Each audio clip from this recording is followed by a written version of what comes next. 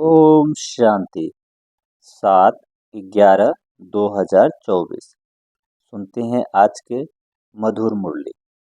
मुरली का सार है, मीठे बच्चे, शिव बाबा आए हैं तुम्हारे सब भंडारे भरपूर करने। कहा भी जाता है, भंडारा भरपूर काल कंटक दूर। सुनते हैं आज के मुरली का प्रश्न। ज्ञानवान बच्चों की बुद्धि में किस एक बात का निश्चय पक्का होगा? ज्ञानवान बच्चों की बुद्धि में किस एक बात का निश्चय पक्का होगा? इसका उत्तर है, उन्हें दृढ़ निश्चय होगा कि हमारा जो पाठ है वह घसित। बाबा ने कहा, उन्हें सदा निश्चय होगा कि हमारा जो पाठ है वह कभी घिसता मिटता नहीं। मुझ आत्मा में 84 जन्मों का अविनाशी पाठ नूंधा हुआ है। यही बुद्धि में ज्ञान है तो ज्ञानवान है, नहीं तो सारा ज्ञान बुद्धि से उड़ जाता है। ओम शांति। बाप आकर रूहानी बच्चों प्रति क्या कहते हैं, क्या सेवा करते हैं? इस समय बाप यह रूहानी पढ़ाई पढ़ाने की सेवा करते हैं। यह भी तुम जानते हो, बाप का भी पाठ है, टीचर का भी पाठ है और गुरु का भी पाठ है। तीनों पाठ अच्छे बजा रहे हैं। तुम जानते हो वह बाप भी है, सदगति देने वाला गुरु भी है और सबके लिए है। छोटे बड़े बूढ़े जवान सबके लिए एक ही है सुप्रीम बाप और सुप्रीम टीचर। बेहद की शिक्षा देते हैं। तुम कॉन्फ्रेंस में भी समझा सकते हो कि हम सबकी बायोग्राफी को जानते हैं। परमपिता परमात्मा शिव बाबा की जीवन कहानी को भी जानते हैं। नंबरवार सब बुद्धि में याद होना चाहिए। सारा विराट रूप जरूर बुद्धि में रहता होगा। हम सभी ब्राह्मण है, फिर हम देवता बनेंगे, फिर क्षत्रिय, वैश्य, शूद्र बनेंगे। यह तो बच्चों को याद है ना। सिवाय तुम बच्चों के और किसको यह बातें याद नहीं होगी। उत्थान और पतन का सारा राज बुद्धि में रहे। हम उत्थान में थे, फिर पतन में आए, अब बीच में है। शूद्र भी नहीं है, पूरे ब्राह्मण भी नहीं बने हैं। बाबा ने कहा, शूद्र भी नहीं है, पूरे ब्राह्मण भी नहीं बने हैं। अगर अभी पक्के ब्राह्मण हो तो फिर शूद्रपने की एक्ट न हो। ब्राह्मण में भी फिर शूद्रपना आ जाता है। यह भी तुम जानते हो कब से पाप शुरू किए हैं। जब से काम चिता पर बैठे हो तो तुम्हारी बुद्धि में सारा चक्र है। ऊपर में है परमपिता परमात्मा बाप, फिर तुम हो आत्माएं। यह बातें तुम बच्चों की बुद्धि में जरूर याद रहनी चाहिए। अभी हम ब्राह्मण है, देवता बन रहे हैं, फिर वैश्य शूद्र डिनास्टी में जाएंगे। बाप आकर के हमको शूद्र से ब्राह्मण बनाते हैं, फिर हम ब्राह्मण से देवता बनेंगे। ब्राह्मण बन कर्मातीत अवस्था को प्राप्त कर फिर वापस जाएंगे। तुम बाप को भी जानते हो, बाजोली व 84 के चक्र को भी तुम जानते हो। बाजोली से तुमको बहुत इजी कर समझाते हैं, तुमको बहुत हल्का बनाते हैं ताकि अपने को बिंदी समझ और झट भागेंगे। स्टूडेंट क्लास में बैठे रहते हैं तो बुद्धि में स्टडी याद आती है।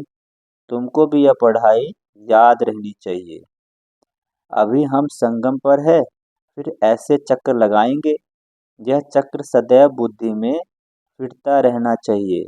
यह चक्र आदि का नॉलेज तुम ब्राह्मणों के पास ही है, न कि शूद्रों के पास। देवताओं के पास भी यह ज्ञान नहीं है। अभी तुम समझते हो, भक्ति मार्ग में जो चित्र बने हैं सब डिफेक्टेड है। बाबा ने कहा, भक्ति मार्ग में जो भी चित्र बने हैं सब डिफेक्टेड है। तुम्हारे पास है एक्यूरेट, क्योंकि तुम एक्यूरेट बनते हो।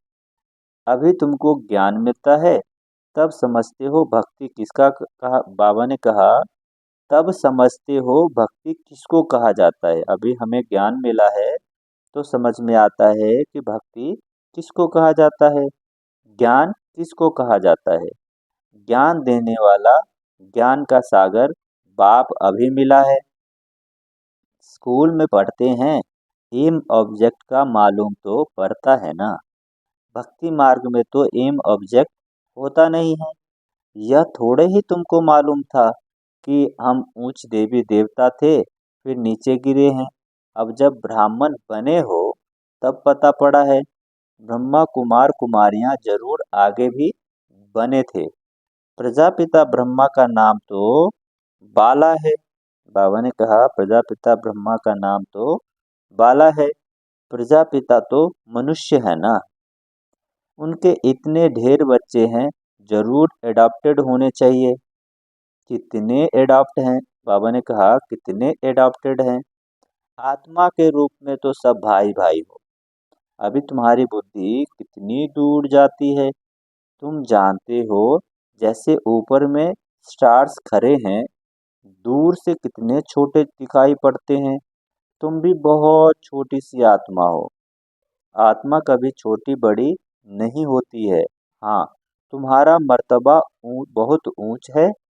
उनको भी सूर्य देवता, चंद्रमा देवता कहते हैं। सूर्य बाप, चंद्रमा माँ कहेंगे। बाकी आत्माएं सब है नक्षत्र सितारे। तो आत्माएं सब एक छोटी है, बाबा ने कहा एक जैसी छोटी है। जहाँ आकर पाठधारी बनती है। देवताएं तो तुम ही बनते हो। हम बहुत पावरफुल बन रहे हैं। बच्चे कहते हम बहुत पावरफुल बन रहे हैं। बाप को याद करने से हम सतो प्रधान देवता बनेंगे। नंबरवार थोड़ा थोड़ा फर्क रहता है। कोई आत्मा पवित्र बन सतो प्रधान देवता बन जाती है, कोई आत्मा पूरा पवित्र नहीं बनती है, ज्ञान को जरा भी नहीं जानती है। बाप ने समझाया है, बाप का परिचय तो जरूर सबको मिलना चाहिए। पिछाड़ी में बाप को तो जानेंगे ना। विनाश के समय सभी को पता पड़ता है बाप आया हुआ है।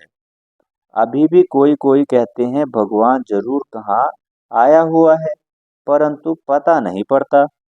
समझते कोई भी रूप में आ जाएगा। मनुष्य मत तो बहुत है ना। तुम्हारे हैं एक ही ईश्वरीय मत। तुम ईश्वरीय मत से क्या बनते हो? एक है मनुष्य मत, दूसरी है ईश्वरीय मत, और तीसरा है देवता मत।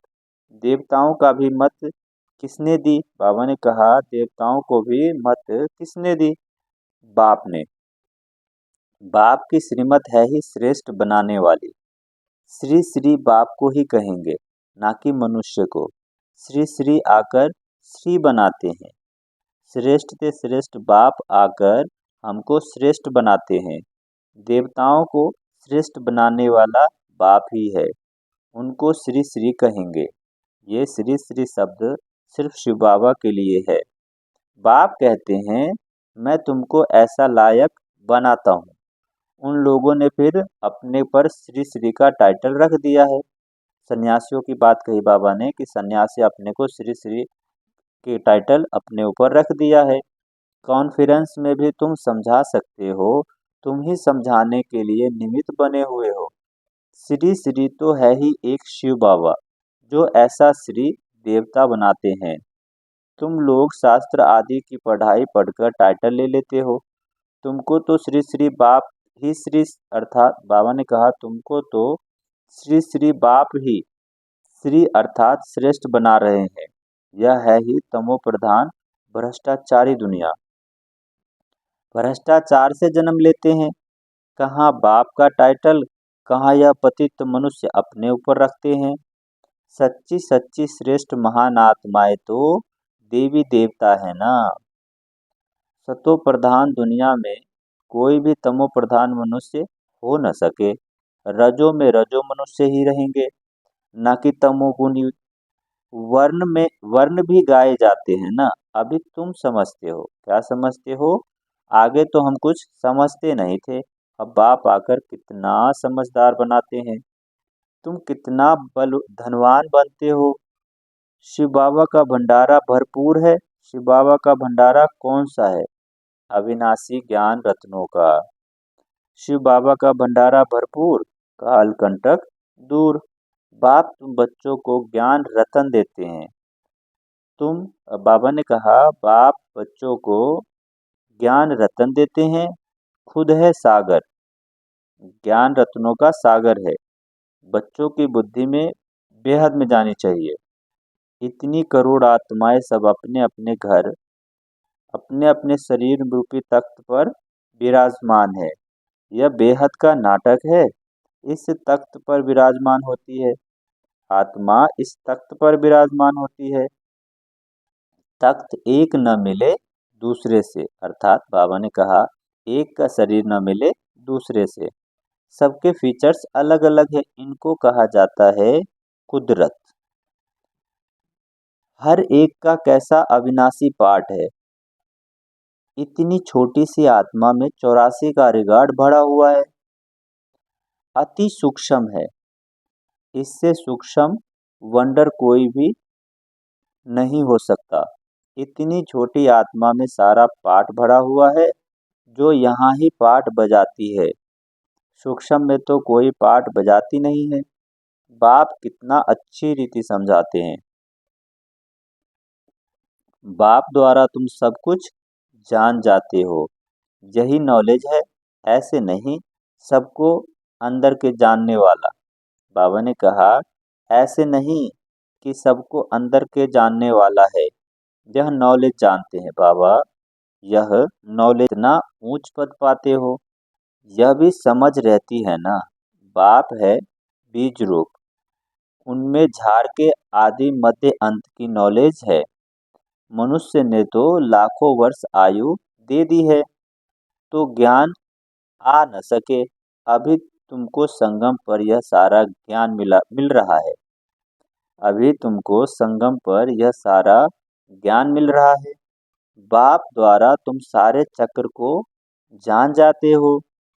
इनके पहले तुम कुछ भी नहीं जानते थे। अभी तुम संगम पर हो, यह है तुम्हारा अंत का जन्म। पुरुषार्थ करते करते फिर तुम ब्राह्मण बन जाएंगे। अभी नहीं हो। अभी तो अच्छे अच्छे बच्चे भी ब्राह्मण से शूद्र बन जाते हैं।